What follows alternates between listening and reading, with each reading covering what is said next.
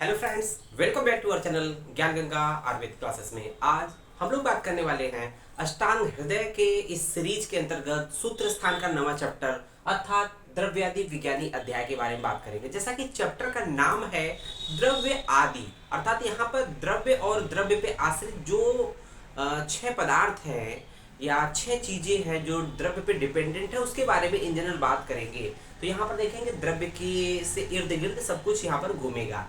इस ये एक तरह से जो आपका ये लेक्चर है या ये जो चैप्टर है बहुत ही छोटा सा है। मात्र 2 लेक्चर्स में इसको हम लोग कंप्लीट कर देंगे और ये लेक्चर दोनों लेक्चर बहुत छोटे छोटे होने वाले हैं। तो आइए बात करते हैं पहले लेक्चर के बारे में। यहाँ देखेंगे पहला जो आपका सिलेबस का पॉइंट है वो देखेंगे द्रव्य श्रेष्ठत्व अर्थात द्रव्य की प्रधानता। तो हम लोग जो भी बात करेंगे वो कहीं ना कहीं, चाहे हम लोग कहते हैं ना कि द्रव्य आश्रित 6 पदार्थ अर्थात रस, गुण, वीर, विपाक और प्रभाव और कर्म, ये 6 चीजें जो होती है वो द्रव्य पे ही डिपेंडेंट होती है। बिना द्रव्य के रस, गुण, वीर, विपाक की हम परिकल्पना नहीं कर सकते हैं या उसके बारे में नहीं सोच सकते हैं। जैसे हम लोग कहते हैं ना कि चीनी है वो क्या होता है, मधुर होता है, मीठा होता है। या नींबू है तो नींबू खट्टा होता है। तो क्या है ये चीनी, क्या है वो द्रव्य है। अब उस द्रव्य में पर्टिकुलर रस क्या है, तो कह रहे हैं ना कि चीनी मधुर होती है तो मधुर रस होता है। तो ये इस तरह की बात हम लोग करेंगे। यहाँ पर देखेंगे पहला पॉइंट है द्रव्य श्रेष्ठत्व, आपके सिलेबस में है। पहला पॉइंट द्रव्य श्रेष्ठत्व अर्थात द्रव्य की प्रधानता, द्रव्य की श्रेष्ठता, अर्थात कि द्रव्य ही श्रेष्ठ होता है। क्यों द्रव्य श्रेष्ठ होता है? द्रव्यम एवं रसादिनाम श्रेष्ठत्व, अर्थात जो रस, गुण, वीर, विपाक, प्रभाव, कर्म द्रव्य में सब में क्या श्रेष्ठ है, वो द्रव्य ही श्रेष्ठ होता है। क्यों श्रेष्ठ होता है? क्योंकि ते ही तद आश्रया, ये सभी चाहे वो जो ये जो रस आदि का मतलब रस, गुण, वीर, विपाक, प्रभाव, ये कर्म, ये 6 चीजें किस पे आश्रित है? ते ही तद आश्रया, तद मतलब यहाँ पर द्रव्य पर ही आश्रित होने की वजह से रस आदि जो चीजें हैं, 6 चीजें हैं, वो तद मतलब द्रव्य पे आश्रित होने की वजह से द्रव्य श्रेष्ठ होता है।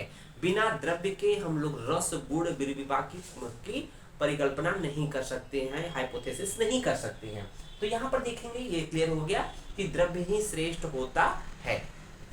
अब देखेंगे दूसरा पॉइंट क्या पढ़ना हम लोग सिलेबस के कारण देखेंगे कि द्रव्य का पंच भौतिकत्व। हम लोग जब कभी भी पढ़ते हैं तो कहते हैं ना कि सर्वम द्रव्यम पंच भौतिकम, यहाँ पर ऐड कर लेंगे। ये चरक का कॉन्सेप्ट है कि सर्वम द्रव्यम पंच भौतिकम। तो यहाँ देखेंगे द्रव्य का पंच भौतिकत्व, कोई भी द्रव्य हो वो पंच महाभूतों से बना हुआ है। कोई भी द्रव्य हो वो पंच महाभूतों से बना हुआ है। पंच महाभूत अर्थात आकाश, वायु, पृथ्वी, जल। तो इस तरह से हम लोग जो पंच महाभूत की कॉन्सेप्ट करते हैं या कोई भी द्रव्य 5 महाभूतों से बना हुआ है। तो 5 महाभूत, आइए इसके बारे में देख लेते हैं क्या बोलते हैं आचार्य वाग्भट। द्रव्य का पंचभौतिकत अर्थात हर द्रव्य पंचभौतिक होता है। यहाँ देखेंगे पंचभूतात्मकम तततु, जो भी द्रव्य बता रहे हैं, जिस द्रव्य के बारे में बता रहे हैं, द्रव्य आदि है ना, तो द्रव्य के बारे में बता रहे हैं, तो वो द्रव्य क्या है, पंचभूतात्मक होता है। अर्थात हर एक द्रव्य पंचभौतिक होता है। पंचभूतात्मकम तततु, अर्थात जो द्रव्य होते हैं वो पंचभौतिक होते हैं, अर्थात पंच महाभूतों के द्वारा ही बने होते हैं। आकाश, वायु, अग्नि, जल, पृथ्वी, इन पंच महाभूतों के द्वारा ही द्रव्य का निर्माण होता है। अब उसके बाद देखेंगे क्षमा अधिष्ठाय जायते। तो क्षम का मतलब यहाँ पर क्या है, पृथ्वी। क्षम का मतलब क्या है यहाँ पर, पृथ्वी। तो पृथ्वी महाभूत अधिष्ठाय अर्थात का आश्रय लेकर ही द्रव्य की उत्पत्ति होती है। किसी भी द्रव्य की उत्पत्ति का जो आश्रय होता है या अधिष्ठान होता है वो पृथ्वी महाभूत है। बच्चों इसको बहुत ध्यान से सुनिएगा। किसी भी द्रव्य का जो द्रव्य की उत्पत्ति जो होती है, वो अधिष्ठान जो होता है, आश्रय होता है, वो पृथ्वी महाभूत है। ये आपके एमसीक्यू में पूछा जाएगा। तो ये एमसीक्यू के पॉइंट ऑफ व्यू से वेरी वेरी इंपॉर्टेंट है कि द्रव्य का आश्रय क्या है या द्रव्य किसका आश्रय या अधिष्ठान लेकर उत्पन्न होता है, तो वो है पृथ्वी महाभूत है। उसके बाद देखेंगे अम्बु योनि, अर्थात अम्बु योनि मीन्स कि जो द्रव्य की योनि है या द्रव्य की उत्पत्ति किससे हो रही है, वो जल महाभूत से हो रही है। अब देखेंगे आश्रय किसका ले रहा है, किस महाभूत, कोई भी द्रव्य उत्पन्न होता तो किसका आश्रय लेता है, ये है पृथ्वी महाभूत का। लेकिन इसकी उत्पत्ति की योनि, उत्पत्ति या योनि, योनि का मतलब कि जैसे कहते हैं ना कि योनि क्या है, या अर्थात उत्पत्ति, किसी भी द्रव्य की उत्पत्ति जल महाभूत अर्थात अम्बु महाभूत के द्वारा हो रही है। तो अम्बु योन्य अर्थात द्रव्य की उत्पत्ति जो की योनि जो है वो अम्बु महाभूत अर्थात जल महाभूत है। इसके बाद देखेंगे वेरी वेरी इंपॉर्टेंट है कि अग्नि महाभूत, अग्नि पवनन नभसा अर्थात अग्नि महाभूत, पवन अर्थात वायु महाभूत और आकाश महाभूत, नभसा मीन्स आकाश महाभूत के समवाय से, समवाय से तत् निवृत्ति विशेषस्य उसकी संपूर्णता और विशेषता होती है। किसकी? द्रव्य की। किसी भी देखेंगे यहाँ पर कई बात एक साथ आ गई। पहली चीज क्या है कि द्रव्य पंचभौतिक होते हैं, पंचभूतात्मकम तत्व अर्थात द्रव्य, कोई भी द्रव्य पंचभौतिक होते हैं। उसके बाद कह रहा है कि क्षम अधिष्ठाय जायते अर्थात पृथ्वी महाभूत का आश्रय लेकर ये उत्पन्न होता है। उसके बाद कह रहा है इसकी द्रव्य की योनि क्या है, तो अम्बु योनिया अर्थात अम्बु महाभूत से इसकी उत्पत्ति होती है। और किसके समवाय से अर्थात देखेंगे अग्नि महाभूत, वायु महाभूत और आकाश महाभूत के समवाय से, समवाय संबंध से इसकी निवृत्ति अर्थात संपूर्णता और विशेषता होती है।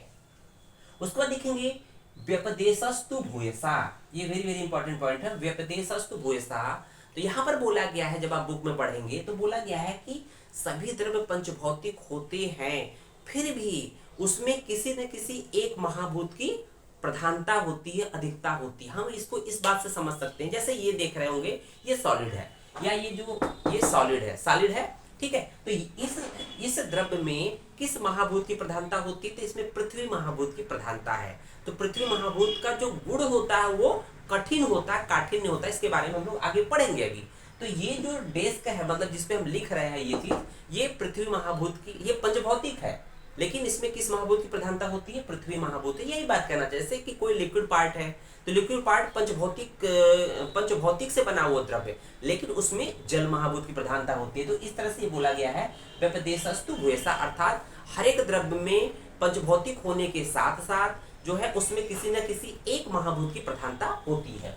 उसके बाद देखेंगे द्रव्यों का अनेक रसत्व, रस और अनुरस। तो कोई भी द्रव्य एक रस वाला नहीं होता है, उसमें अनेक रस होते हैं। क्यों होते हैं और साथ ही साथ रस क्या है, अनुरस क्या है, उसके बारे में भी हम लोग चर्चा करेंगे। तो यहाँ देखेंगे तस्मात् अनेक रसम द्रव्यम भूत संघात संभवात अर्थात कि तस्मात् अनेक रसम, जो द्रव्य होता है अनेक रसों से युक्त होता है। क्यों होता है? क्योंकि भूत संघात संभवात अर्थात पंच महाभूत, मतलब यहाँ पर भूत का मतलब होता है, भूत का मतलब भूत प्रेत नहीं बच्चों, भूत प्रेत से नहीं है, यहाँ पर भूत का मतलब पंच महाभूत है। तो भूत मतलब महाभूतों के संघात से, मतलब अर्थात मिलने से ही अनेक, क्योंकि हर एक द्रव्य पंचभौतिक है। और आप देखेंगे रसों और महाभूतों का संबंध हम लोगों ने पढ़ाया भी है। इसका हम लोग इस वीडियो में वीडियो का लिंक इसमें हम लोग ऐड कनेक्ट कर देंगे, आप उसको देख लीजिएगा। महाभूत और रसों का संबंध कैसा होता है। तो पंचभौतिक होने की वजह से पंच महाभूत जब आपस में मिलते हैं तो हर एक द्रव्य का उसमें अनेक रसों की उत्पत्ति होती है। उसके बाद देखेंगे न एक दोषास्ततो रोगास्त। अब देखेंगे न एक दोषास्ततो रोगास्तत्र अर्थात कि कोई भी रोग जब उत्पन्न होता है तो वो रोग भी एक दोषास्ततो, कोई भी रोग उत्पन्न होता है तो वो रोग एक दोष वाला नहीं होता, अर्थात एक से अधिक दोषों की विषमता से या प्रकोपता से या अधिकता से कोई न कोई ज्वर आदि रोग उत्पन्न होते हैं। कोई भी रोग एक रोग दोष से न होकर अनेक दोषों की वजह से उत्पन्न होते हैं। यहाँ पर देखेंगे। उसके बाद देखेंगे रस के बारे में देखेंगे। व्यक्तो रस स्मृत, व्यक्तो रस स्मृत है। यहाँ पर बोला गया है कि किसी भी द्रव्य को का जब हम लोग जिह्वा पर स्पर्श करते हैं, जिह्वा पर स्पर्श करते हैं तो सबसे पहला जो हम लोग को स्वाद मिलता है, टेस्ट मिलता है, उसको हम लोग रस की संज्ञा देते हैं। व्यक्तो रस स्मृत है। किसी भी द्रव्य को जब जिह्वा अर्थात टंग के टच में लाएंगे तो जो पहला हम लोग को टेस्ट मिलता है उसको हम लोग रस की संज्ञा देते हैं। उसके बाद देखेंगे। अब दूसरा पॉइंट होता है कि अनुरस क्या होता है। रस तो समझ में आ गया, अनुरस क्या है। अनु का मतलब होता है पश्चात, अनु मतलब पश्चात अर्थात बाद में, अर्थात अव्यक्तो मतलब कुछ द्रव्य के जो जो रस होते हैं वो मतलब जो टेस्ट होते हैं वो क्लियर नहीं हो पाता है, या अव्यक्तो अनुरस किंचिद अंते व्यक्तो अपि चेष्टते। तो कुछ ऐसे भी द्रव्य होते हैं जैसे देखेंगे कि उनका जो टेस्ट होता है अव्यक्त होता है, या किंचित अंते या अंत में कुछ रस कुछ टेस्ट की महसूस प्रतीति होती है, कुछ लास्ट में स्वाद की प्रतीति होती है, उसको हम लोग अनुरस की श्रेणी में लाते हैं, उसको अनुरस कहते हैं। रस अनुरस का हम लोग वीडियो ऑलरेडी बना चुके हैं, इसका भी जो लिंक है डिस्क्रिप्शन के में हम लोग ऐड कर देंगे। तो यहाँ पर कहने का मतलब ये है कि आपको समझ नहीं आएगा ऐसा क्या कहना चाह रहा है। जैसे हम लोग देखते हैं कि आम की गुठली आपने अगर खाया होगा बचपन में, या आम की गुठली जब खाते हैं अच्छे से भून कर दाल में पकाकर, जैसे भी आपको इन प्रकार के खाए होंगे, तो पहले तो आम की गुठली कैसी लगती है, कसाय रस की होती है। जो आम्र गुठली होती है, आम्र जो गुठली होती है का जो टेस्ट क्या होता है, कषाय होता है। कसाय कहते हैं ना, कसैला बहुत है, ठीक है ना, कसाय रस होता है, जीवा जकड़ जाती है। लेकिन जब आप इसको खाने के बाद थोड़े समय बाद पानी पीते हैं, तो पानी पीने के बाद कैसा होता है, मीठा लगने लगता है, अर्थात मधुर रस होता है। तो देखेंगे ये जो कसाय रस है आम की गुठली का, ये तो रस है, लेकिन कुछ समय पश्चात जो पानी पीते समय जो ये मधुरता आती है, तो ये रस न होकर ये बाद में प्रतीति हो रही है, इसलिए बोलते हैं इसको अनुरस। ठीक है, जो बाद में प्रतीति हो या अंत में प्रतीति हो, किसी द्रव्य को खाने के बाद अंत में प्रतीति हो, उसको हम लोग अनुरस बोलते हैं। उम्मीद है समझ में आ गया होगा। उसके बाद देखेंगे पंचभौतिक द्रव्याणाम गुणाम, अर्थात पार्थिवादी द्रव्यों के गुण की बात कर रहा है। जो पंचभौतिक द्रव्य हैं उनके गुणों के बारे में बात कर रहा है, अर्थात जो जैसे हम लोग बात करें कि पार्थिव द्रव्यों के स्वरूप और गुण, और जलीय द्रव्यों के स्वरूप और गुण, अर्थात जो पंचभौतिक द्रव्य होते हैं उनका अलग अलग क्या गुण हो सकता है, अर्थात उसमें अगर जलीय महाभूत की उपस्थिति है तो उसके गुण क्या होंगे और उसकी विशेषता क्या होगी। यहाँ देखेंगे पार्थिव द्रव्यों के स्वरूप और गुण के बारे में बात कर लेते हैं शॉर्टकट में, कि तत्र द्रव्यम गुरु स्थूल स्थिर गंध गुण उर्वरम पार्थिवम गौरव स्थैर्य संघात उपचय अवहम, अर्थात जो तत्र द्रव्यम, वो द्रव्य, तत्र मतलब वह द्रव्य जो गुरु स्थूल स्थिर और गंध गुण की प्रधानता वाला होता है, उर्वरम मतलब प्रधानता वाला होता है, अधिकता वाला होता है, उसे हम पार्थिव द्रव्य कहते हैं। पार्थिव अर्थात उसे हम पार्थिव द्रव्य कहते हैं। अर्थात जो पार्थिव द्रव्य होते हैं उसमें कौन कौन से गुण होते हैं, उसमें गुरु है, स्थूल है, स्थिर है, गंध है, इस गुण की प्रधानता होती है। और देखेंगे जो पार्थिव द्रव्य होते हैं उनकी खासियत क्या होती है, तो उसमें देखेंगे पार्थिव द्रव्य क्या होते हैं, गौरव अर्थात भारी होते हैं, स्थैर्य स्थिरता होता है, संघात अर्थात कठिनता होता है, उपचय इत्यादि ये गुण, ये कर्म इनके द्वारा होता है पार्थिव द्रव्यों के। उसके बाद हम लोग बात करेंगे जलीय द्रव्यों के स्वरूप और गुण के बारे में बात करेंगे।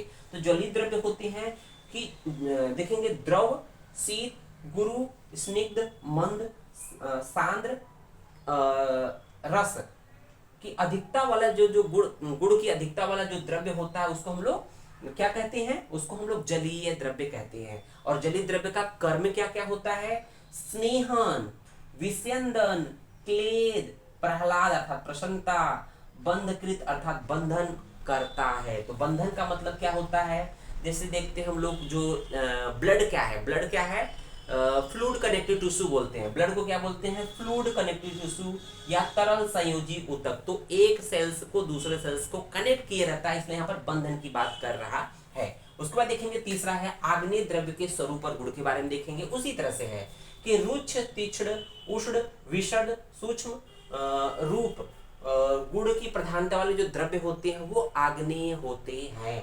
और आग्नेय द्रव्यों के कर्म क्या होते हैं, आग्नेय द्रव्य दाह अर्थात जलन उत्पन्न करते हैं, भाव, वर्ण, प्रकाश, अपचय अर्थात पाचन इत्यादि कर्म करते हैं। उसी तरह से देखेंगे वात महाभूत, वायु महाभूत से बने हुए जो द्रव्य होते हैं उनके स्वरूप और गुण क्या है, या गुण या स्वरूप क्या होते हैं। तो देखेंगे वायु महाभूत से बने हुए जो द्रव्य होते हैं उसमें कौन कौन से गुण होते हैं, रुक्षता, विशदता, लघु गुण, स्पर्श गुण की उल्बणतम अर्थात प्रधानता होती है। और उसके कर्म क्या होते हैं, रौक्ष अर्थात रुक्षता, लाघव अर्थात लघुता, वैषध्यता, विचार, ग्लानि, ये कर्म होते हैं किसके, वायु महाभूत के द्वारा बने हुए जो द्रव्य होते हैं। उसके बाद देखेंगे लास्ट में हम लोग देखेंगे आकाशात्मक द्रव्य के स्वरूप और गुण। अर्थात आकाश महाभूत से बने हुए जो द्रव्य होते हैं उसमें क्या गुण होता है, क्या कर्म होता है। तो नाभसम मतलब आकाशीय महाभूत से बने हुए जो द्रव्य होते हैं वो सूक्ष्म, विशद, लघु और शब्द गुण की प्रधानता वाले द्रव्य होते हैं। उसके बाद देखेंगे इसके कर्म क्या होते हैं। सौशीर्यता अर्थात स्पेस, सौशीर्य का मतलब होता है खाली जगह या जो स्पेस होते हैं, और लाघव कर्म अर्थात लघुता उत्पन्न करते हैं। तो ये छोटा सा टॉपिक था, अभी हम इसका नेक्स्ट सेकंड टॉपिक अभी इसके बाद चालू करेंगे। उम्मीद है वीडियो पसंद आया होगा। वीडियो को अधिक से अधिक लाइक, शेयर, कमेंट, अगर आप चैनल नए हैं तो चैनल को सब्सक्राइब जरूर करें। धन्यवाद।